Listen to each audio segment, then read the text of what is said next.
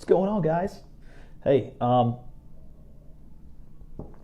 doing a little bit of goal setting and stuff. I always do the goal setting over the holidays, and a story came up. First of all, best time to do goal setting is always over the holidays because you're in a very reflective mood. You're looking at what happened the previous year. You're looking at what's going to go down the next year. So I always do my goal setting over the holidays. I always take the week between Christmas and New Year's off, and I do two things. I watch The Men Who Built America, and then I do goal setting. And the reason I do that is because The Men Who Built America, if you haven't seen it, you got to download it on like Amazon Prime or buy it, whatever you do, and watch that, because you're going to watch it and you're going to be like, oh, I got some pretty ambitious goals for next year. And then all of a sudden you watch that and you're like, damn it, I need a monopoly. I need to control entire industries. Men Who Built America is so good.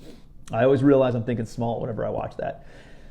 So anyways, I'm doing some goal setting and just kind of priming some stuff for me taking the week off in between Christmas and New Year's. And it reminded me of a story I want to share with you guys. I went to an event one time. I saw Darren Hardy speak. Darren Hardy used to be the publisher of Success Magazine. He's interviewed all the wealthiest people in the entire world, put them in Success Magazine, the most successful people in the entire world, the biggest accomplishers in the entire world, heads of state, business owners, CEOs, billionaires, anybody you can think of. And he shared a story that is pretty profound, and the lesson is even more profound. So obviously he's really well connected to all these billionaires. There was an organization that wanted Sir Richard Branson, owner of Virgin Airlines, Virgin Records, all that stuff, to come out and speak at their event. And so because they knew Darren Hardy was connected to Richard Branson, had interviewed him before, knew his people, said, hey, will you reach out to Sir Richard Branson on our behalf and ask him to come and speak at our event? We will pay him $100,000 to come out and speak. So Darren Hardy's like, yeah, no problem, let me make a phone call. He calls up Richard Branson's office, and his executive secretary answers the phone and says, yeah, hey, what can I help you with? Yeah, well, there's this organization that wants Richard Branson to come and speak, and they're willing to pay him $100,000 to come and talk for an hour. And they said, thank you, but yeah, we're just not interested. So he goes back to this organization, and he's like, hey, they're not interested in $100,000. So they said, hey, tell him we'll pay him $250,000, and we'll send, we'll pay for his private jet, whatever that looks like, another 50, 100 grand or whatever, and we just need him to speak for like 30 minutes, 45 minutes, just show his face. I mean, it's just going to be a big difference maker for us. So Darren Hardy gets on the phone. He calls up Sir Richard Branson's people again, says, hey, they're willing to pay him 250 grand and pay for whatever the cost is of his private jet to fly in, and this is like something pretty easy, local. It was like, I don't know, an hour away from where he was. And pay for his private jet, fly in, talk for 30 to 45 minutes, make 250 G's, right? Sounds like a pretty good deal. And the executive assistant for Sir Richard Branson says, not interested, hangs up the phone. So Darren Hardy calls back the organization again, says, hey, they said no to 250 also. They said, listen, we will pay him $1 million. We'll pay for his private jet. From the time he flies in, we'll have a limo ready, bring him to the event. He speaks for 20 to 30 minutes. That's it. We'll have him back on the plane. He'll be gone for a total of an hour and a half. We'll pay him $1 million for an hour and a half of his time. Darren Hardy's like, damn, sounds like a pretty good deal, right? So he gets on the phone, calls up Sir Richard Branson's people, says, hey, they're willing to pay him $1 million and pay for the private jet. From the time he gets there, he speaks, he's back on the plane, and back home. It'll be about an hour and a half total for $1 million. You know what the executive assistant for Sir Richard Branson said? She said, thank you for the offer, but Sir Richard Branson focuses on 3 things at any given time in his life. And speaking for a fee is not one of those 3 things. So $1 million and no amount of money, no matter how much it is, will get Sir Richard Branson to take his focus off of those 3 items and come to speak for a fee. Thank you, but no thank you. Please stop calling. And so when I heard that story, I started thinking like, And I heard this story probably 10 years ago. I started thinking like, damn, who the hell would turn down? Like I would never turn down $1 million for 1 hour or 2 hours worth of work. Are you kidding me? This guy's crazy. And you know what my next thought was? That's why I'm not a billionaire yet, right? Because I wasn't focused back then. So you might be thinking, how does anybody turn that down? Well, that's how focused billionaires are. That's how focused people achieving at that high of a level are. The difference, I heard an amazing quote, and it was, the difference between successful people and really successful people is that really successful people say no to almost everything.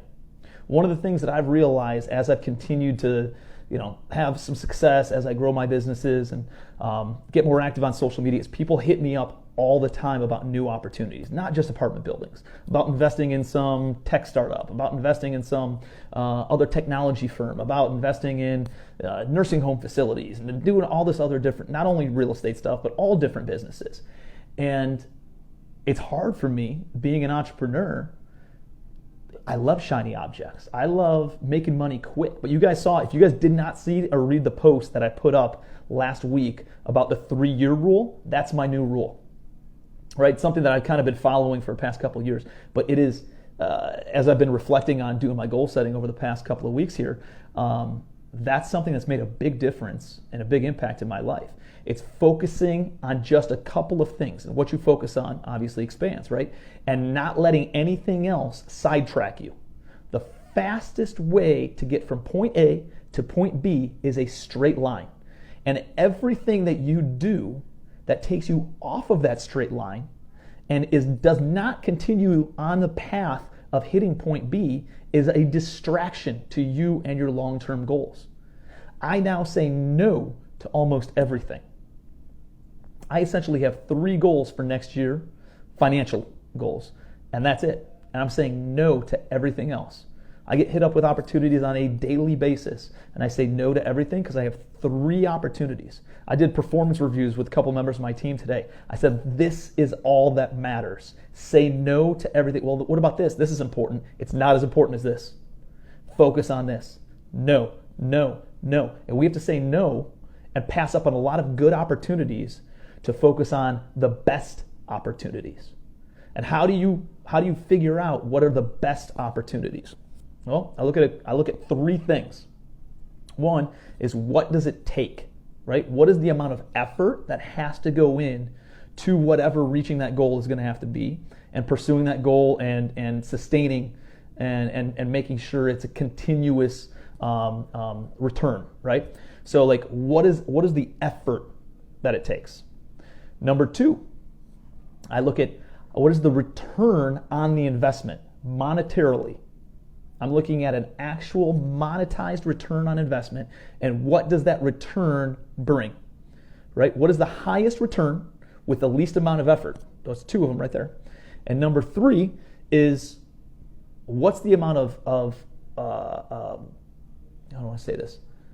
How fun is it, right? It's like, I don't want to do shit just because it makes a lot of money, but it sucks. I don't want to do it. If it's fun, I want to do things that create more of an impact and create more of a fulfillment. That's the word I'm looking for. I'm looking for things that actually create fulfillment. So how easy is it?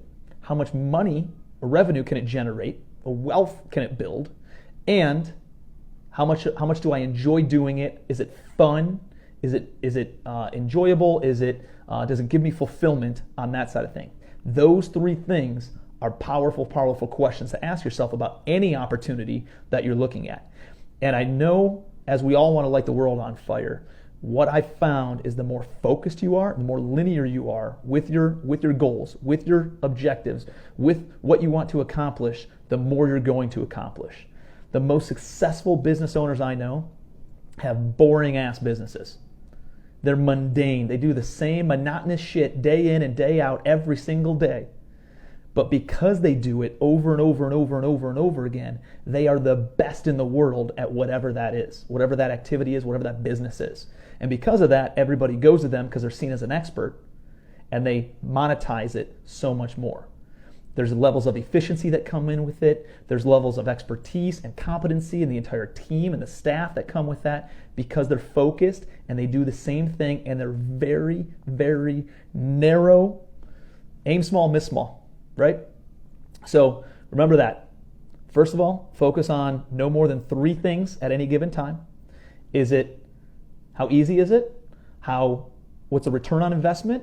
And how fun is it? Right? I'm looking for those 3 things. And the difference between successful people and very successful people is that very successful people say no to almost everything. Hope that's helpful. If that was helpful for you guys, dude, jam up the like button. Like, just freaking crush that and then share this thing. So appreciate you guys. Love you guys. Have a great day. Be your best.